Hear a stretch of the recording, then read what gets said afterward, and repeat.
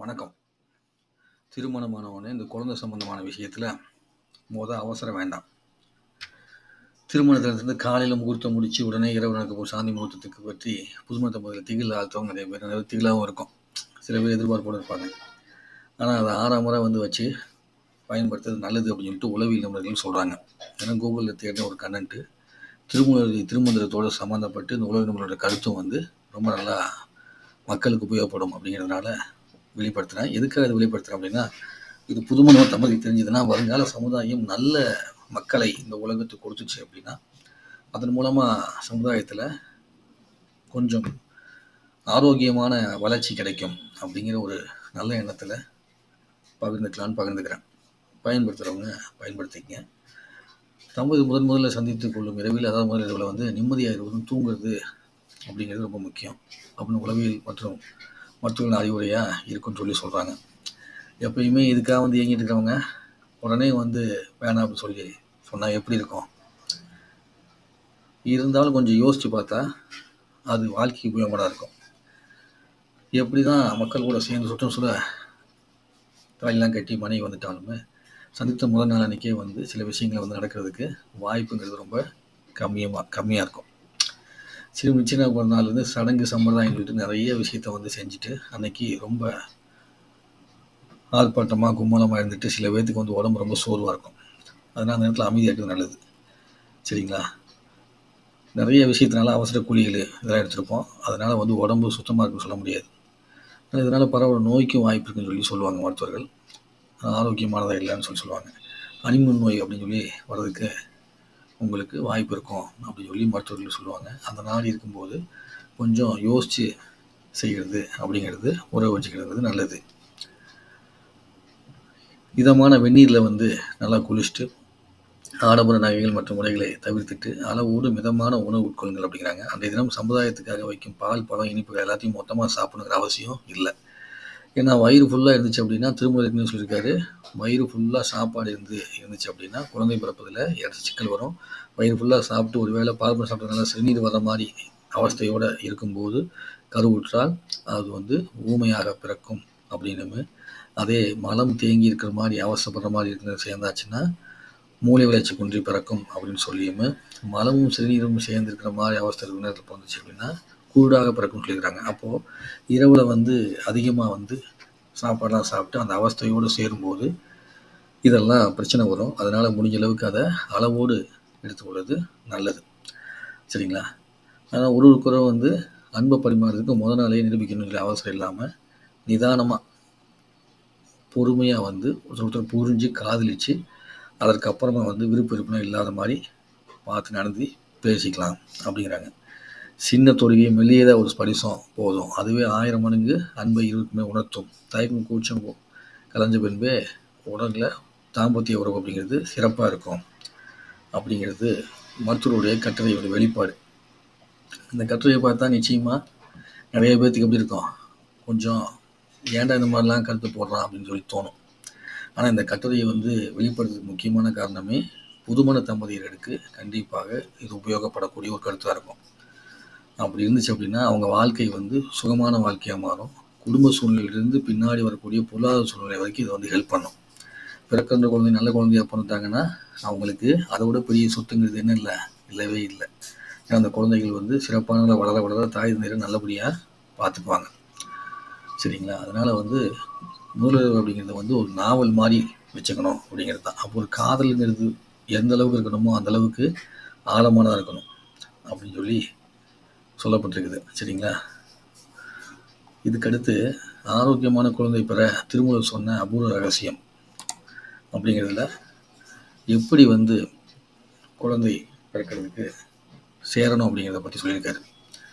மாதவிலக்கு வந்த நாளிலிருந்து 13, 14, 15 ஆகிய நாட்களில் உடலுறவு கொண்டால் மட்டுமே குழந்தை பிறக்கும்.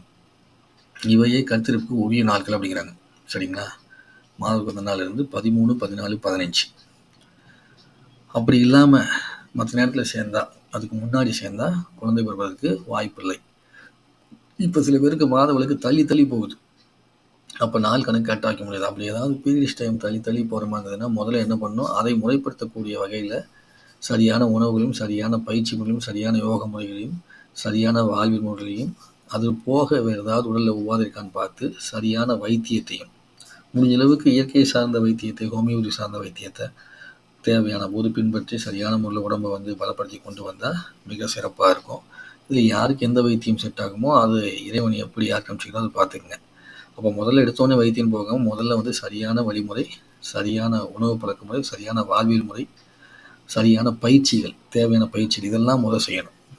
சில நேரத்தில் முத்திரை பயிற்சி கூட செய்யலாம். அப்படிலாம் செஞ்சு அந்த மாதவிடாய் அப்படிங்கிறத சீர்படுத்த பார்க்கணும். அப்படி சீர்படுத்திட்டு அதுக்கப்புறமா மாதவிடாய் நாள்லேருந்து 13, 14, 15 நாள் உள்ள வச்சா குழந்தை கருத்தரிப்புரிய நாள் அப்படின்னு சொல்லி திருமூலர் வந்து ஒரு அபூர்வ ரகசியத்தை சொல்லியிருக்காரு. சிலருக்கு திருமணமாகி சில ஆண்டுகளாகியும் குழந்தை பிறப்பதில்லை. குழந்தை பிறக்காது பல காரணங்கள் உண்டு. ஆணின் விந்தில் உயிரணு இல்லாமல் இருத்தல் அல்லது உயிரணுக்களின் எண்ணிக்கை குறைவாக இருத்தல், பெண்ணின் கருக்குழாயில் அடைப்பு அல்லது கருப்பை பாதிப்பு, பொதுவாக குழந்தை இல்லை என்றதும் பெண்தான் காரணம் என்று ஆண் மறுமணம் செய்து கொள்கின்றானாம். இது தப்பு மட்டுமல்ல, இது குற்றமும் ஆகும். ஏன்னா குழந்தையின்மைக்கு பெண்ணை காட்டிலும் ஆணே பெரும்பாலும் காரணம். எனவே இருவரும் சோதனை செய்து யாரிடம் குறை என்று கண்டு அதை சரி செய்ய வேண்டும். பெரும்பாலும் சரி செய்துவிட முடியும் அளவிற்கு மருத்துவம் வளர்ந்துள்ளது அப்படின்னு சொல்லி சொல்றாங்க.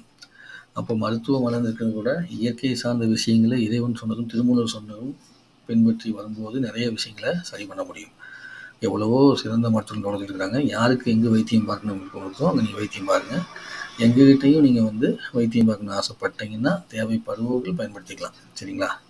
உடல் மூலம் சிசு உண்டாக நல்ல நேரங்கள். கணவன் மனைவியும் கூடிய நேரம் சந்திரகலையாக இருந்தால் அந்த கருப்பெண் அப்படிங்கிறார் திருமூலர். கணவன் மனைவி கூடிய நேரம் சந்திரகலையாக இருந்தால் அந்த கரு பெண் அப்படிங்கிறாங்க. இந்த சந்திரகலை, சூரியகலை இதெல்லாம் தெரியணும் அப்படின்னா உங்களுக்கு சரகலை விஷயம் தெரியணும். சரகலை அப்படிங்கிறத கற்றுக்கிட்டவங்களுக்கு தான் இந்த சந்திரகலை அப்படிங்கிறது தெரியும். இது தெரியாமையே சில நேரத்தில் தானாகவே அந்த சந்திரகலையில் வந்து கரு உருவாகும். அப்படி உருவாச்சுன்னா அது பெண்ணு. சூரியகலை நடக்கும் பொழுது உடலுறவு கொண்டால் அந்த கரு ஆணாகும். சுழிமுனை நடக்கும் போது உறவு கொண்டால் அந்த குழந்தை ஆகாதும்பாங்க. சில குழந்தை வந்து உருவாகவே போயிடும். இல்லைன்னா வந்து ஆணாகவும் இல்லாமல் பெண்ணாகவும் இல்லாமல் உருவாகும். அமாவாசை என்று கருவானால் கருப்பு நிறமாகவும் 6 விரல் உள்ளதாகவும் குழந்தை பிறக்கும்னு சொல்கிறாங்க. ஆனால் சில இடத்துல இருக்கிற சிதோஷ நிலைக்கு தகுந்த மாதிரி 6 விரல் உள்ள குழந்தை பிறக்கும். ஆனால் வெள்ளையாகவும் பிறப்பாங்க. சில பேர் வந்து கருப்பாகவும் இல்லாமல் வெள்ளையாகவும் இல்லாமல் ஒரு அழகான மாநிலமான தோற்றத்துலேயும் 6 விரல் உள்ளதாக பிறப்பாங்க.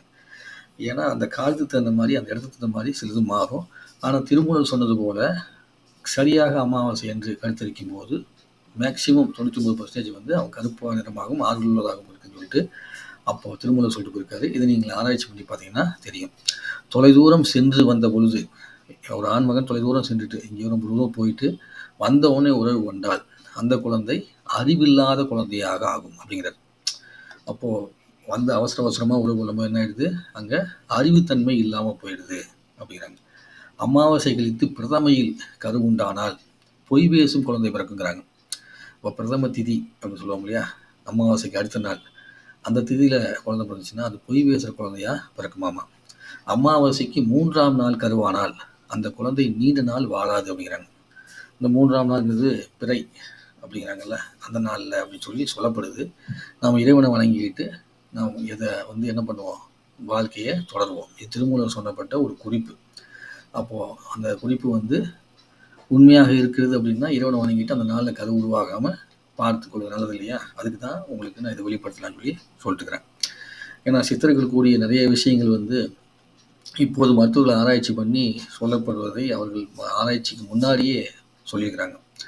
அந்த விதத்தில் திருமூலர் சொன்ன பல விஷயங்கள் நமக்கு வாழ்வியலுக்கும் ஆன்மீக வாழ்வியலுக்கும் மிக மிக உபயோகமாக இருக்கக்கூடிய ஒரு விஷயம். அதனால் பயன்படுத்திக்கங்க. சரிங்களா? முழு நிலவில் உடலுறவு கொண்டு கருவானால் முடமாகவும் தண்டியாகவும் குழந்தை பிறக்கும் அப்படிங்கிறாங்க. சரிங்களா? முடமாகவும் தண்டியாகவும் பிறக்கும் அப்படிங்கிறாங்க. பௌர்ணமியில் பிறந்து நிறைய பேர் வந்து பார்த்திங்கன்னா நல்லாவும் இருக்கிறாங்க. அப்போது அந்த முழு நிலவு அப்படிங்கும்போது இந்த மாதிரி பிறக்கக்கூடிய தன்மை அப்படிங்கிறது ரொம்ப நுணுக்கமான அந்த நேரமாக இருக்கும். அதுக்காக தான் நம்ம முன்னோர்கள் என்ன சொல்லுவாங்கன்னா, அமாவாசை பௌர்ணமி இந்த மாதிரி காலத்தில் உறவு வச்சுக்காதீங்கப்பா. அப்புறம் பஞ்சமி திதி, அதுக்கப்புறம் சஷ்டி திதி, நவமி திதி, தசமி திதி, ஏகாதசி இதெல்லாம் விரதமுள்ள நாட்களாக வந்து குறிப்பு எழுதி வச்சு விட்டுருவாங்க. இப்படி முக்கியமானதெல்லாம் வந்து அந்த மாதிரி தள்ளி தள்ளி போகும்போது என்ன ஆயிரும், ஆட்டோமேட்டிக்காக ஒரு மேலே அந்த சர்க்கிள் வந்து அவங்களுக்கு எப்படி இருக்கும், சைக்கிள் சரியான முறையில் வர தொடங்கும். அப்போ 13வது நாள், 14ஆம் நாள், 15வது நாள் அப்படின்னு வரக்கூடிய சைக்கிள் வந்து இதெல்லாம் இறை வழிபாடு பின்பற்றும் போது ஒரு நாள் அவங்களுக்கு கிடைக்கப்படும். சரிங்களா? அப்புறம் முழு வைத்து பிரதமையில் கருவானால் சிறு வயதில் கண்டங்களை தாண்டி நீண்ட ஆயுளுடையதாக குழந்தை பிறக்கும். அமாவாசைக்கு எடுத்து பிரதமையில் பிறந்தா ஊமையா, அதாவது பொய் சொல்லக்கூடிய குழந்தையா பிறக்கும். இதே முழு நிலவு கழித்து பிரதமையில் கருவானால் சிறு வயதில் பல கண்டங்களை தாண்டி நீண்ட ஆயுளுடையதாக குழந்தை பிறக்கும். அதுபோக அந்த முள் அன்னைக்கு உடல் கொள்ளும் போது முரமாகவும் தண்டியாகவும் பிறக்குன்னு சொல்றாங்களே, அதுபோல யானை வடிவிலும் இருக்குங்கிறாங்க. யானையை போல அப்படி பெருத்த உடலாகவும் இருக்கும்னு சொல்றாரு திருமலர். புணர்ச்சியின் போது பேசக்கூடாது அப்படிங்கிறார். புணர்ச்சியின் போது பேசினா, பேச்சுக்களை பேசினால் குழந்தை அழியாக பிறக்கும் அப்படிங்கிறார். ஏன்னா பேசும்போது சரகலையில் அந்த 2 நாசிலையும் சுவாசம் ஓடுறதுக்கு வாய்ப்பு இருக்குது. அப்படி இடகலை வடகலை இந்த 2லையும், அதாவது சந்திரகலை சூரியகலை 2 கலையும் சேர்ந்து சுவாசம் ஓடிச்சுன்னா அப்போ அந்த நேரத்தில் வந்து அழியாக பிறப்பதற்கு வாய்ப்பு உண்டு. அதனால தான் பேசக்கூடாது அப்படின்னு சொல்லி சொல்றாரு. பெண்ணை நிர்வாணமாக்கி புணர்ந்தால் குழந்தை சோம்பேறியாக பிறக்கும் அப்படிங்கிறார். அப்போ ஓரளவுக்காவது ஆடை இருக்கணும், இல்லைன்னா போர்வையாவது போற்றி இருக்க வேண்டும் அப்படிங்கிறத பின்பற்றணும் அப்படிங்கிறத தான் அவர் சொல்றாரு. உடலுறு கொள்ளும் பொழுது வேறு பெண்ணை இணைத்து கொண்டு உடலுறு கொண்டால் அதற்கு பிறக்கும் குழந்தை 6 அல்லது 4 விரல் உடையதாக பிறக்குங்கிறார். மேலே வந்து அமாவாசை அமைப்பு வந்து கருப்பாகவும் 6 விரல் இருந்துச்சு இல்லையா, இப்போ இந்த மாதிரி இருக்கும்போது 6 அல்லது 4 விரல் உடையதாக இருக்கும் சொல்லி திருமூலர் சொல்றாரு. குழந்தை பெற உரிய நாட்களில் உடலுறு கொள்ளாமையும் குழந்தையின்மைக்கு ஒரு காரணம். ஒரு குழந்தை பெற உரிய நாட்கள் உடலுறு கொள்ளாமையும் குழந்தையின்மைக்கு ஒரு காரணங்கிறாங்க. குழந்தையே பிறக்காமல் இருக்குது இல்லையா, அதுக்கு காரணம் வந்து அந்த நாட்களில் வந்து சேராமல் இருக்கிறது அப்படின்னு சொல்றாரு. எனவே அந்த நாள்களை அறிந்து உடலுறு கொள்ள வேண்டும் அப்படின்னும் சொல்றாங்க. மாத விளக்கு வந்த நாளிலிருந்து 13, 14, 15 ஆகிய 3 நாள்கள் உடலுறு கொண்டால் குழந்தை பிறக்கும். அதிலும் குறிப்பாக 14, 15 ஆகிய 2 நாள்களும் மிகச் சரியான நாள்கள். காரணம் 14, 15ஆம் நாளில்தான் பெண்ணின் சினையான கருவுற தயார் நிலையில் இருக்கும். இந்த நாள்களுக்கு முன்னோ பின்னோ உடல் கொள்வதால் குழந்தை பிறக்காது. இந்த உண்மை தெரியாததால் குழந்தை பிறப்பு தள்ளி போகிறது அப்படின்னு சொல்றாங்க. குழந்தை வேண்டாம் என்பவர்கள் மாதவிலக்கு வந்தபின் 11, 12, 13, 14, 15 ஆகிய நாள்களில் உடல் கொள்வதை தவிர்க்க வேண்டும். இந்த நாள் உடல் கொள்வதை தவிர்த்துக்கணும். 14, 15ஆவது நாள்கள் தான் உரிய நாள்கள் என்றாலும் 11, 12, 13 நாள்களில் உடல் கொள்ளும் போது வெளியேறி விந்து பெண் உறுப்பில் ஓரிரு நாட்கள் உயிர் வாழும். அதில் உள்ள உயிரணு மூலம் குழந்தை பெற வாய்ப்பு வரும். அதனால் 11, 12, 13 ஆகிய நாள்களும் விளக்கப்பட வேண்டும் அப்படின்னு சொல்லி திருமூலருடைய குறிப்பிலிருந்து சொல்லப்பட்டிருக்குன்னு சொல்றாங்க. பருவமடைந்த ஒவ்வொரு ஆணும் பெண்ணும் இதை அறிந்து வைத்திருக்க வேண்டியது அவசியம். இந்த விவரம் அறிந்திருந்தால் தேவையில்லாமல் பெண் கருவுறவும் கருக்கலைப்பு செய்து உடல் பாதிக்க வேண்டிய நிலை வராது. அப்போ பெண்ணுக்கு இந்த ஆப்ரேஷன், ஆணுக்கு ஆப்ரேஷன் பண்ணுறது அது எல்லாத்தையும் பின்பற்றாமல் கூட வாழ முடியும். ஆனால் சரியான முறையில் வந்து உடல் சக்தி இல்லை அப்படின்னா போடுற கால்குலேஷன் தப்பாகி போச்சுன்னா பிரச்சனை வந்துடும். அதனால் கவனமாக இருக்க வேண்டியது முக்கியம். நான் இங்கே சொல்லியிருக்கிற கருத்தை கேட்டுக்கிட்டு நீங்கள் ஏட்டி போட்டியாக ஏதாவது யோசிக்கிறதோ குடும்பத்தில் பிரச்சனை பண்ணிக்கிறதோ இந்த வேலைலாம் தயவு செஞ்சு வைத்துக்கொள்ள வேண்டாம். இது திருமூலர் சொன்ன கருத்தின் மூலமாக ஒரு வேலை பின்பற்றினால் அந்த பின்பற்றக்கூடிய தன்மையின் மூலமாக இந்த ஒரு சமுதாயத்திற்கு ஒரு நல்ல விதமான ஆத்மாக்கள் கிடைத்தால் மிக சிறப்பாக இருக்குமே என்பதற்காகத்தான் நான் படித்த விஷயத்தை உங்ககிட்ட பகிர்ந்துக்கிறேன். சரிங்களா? நீங்கள் இதை வச்சுக்கிட்டு மாற்றி புரிந்து கொண்டு அதன் மூலமாக உங்கள் வாழ்க்கை இடைஞ்சில் வரக்கூடிய வேலையை செய்து கொண்டால் அதற்கு நான் வெளிப்படுத்திய கருத்தோ என்னுடைய ஸ்ரீநேசிகா சேனலோ பொறுப்பாக இருக்காது என்பதை நான் தெளிவாக சொல்லிக்கிறேன். ஏன்னா இதை வந்து உங்கள் விருப்பத்தின் பேரில் நீங்கள் வந்து கரெக்டாக உங்கள் வாழ்க்கை உபயோகமாக தான் பயன்படுத்தினுடைய மாற்று கருத்தாக பயன்படுத்துவதற்கு நான் இதை இங்கே வெளிப்படுத்தவில்லை. அதை அடிக்கடி சொல்கிறதுக்கு புரிஞ்சுக்குங்க விஷயத்தை.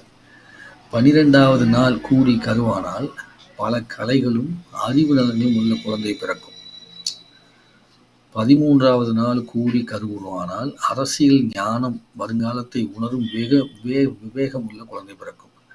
14ஆம் நாள் கூடி கருவானால் உலக இன்பங்களிலேயே திளைக்கின்ற யோகியாக குழந்தை பிறக்கும்.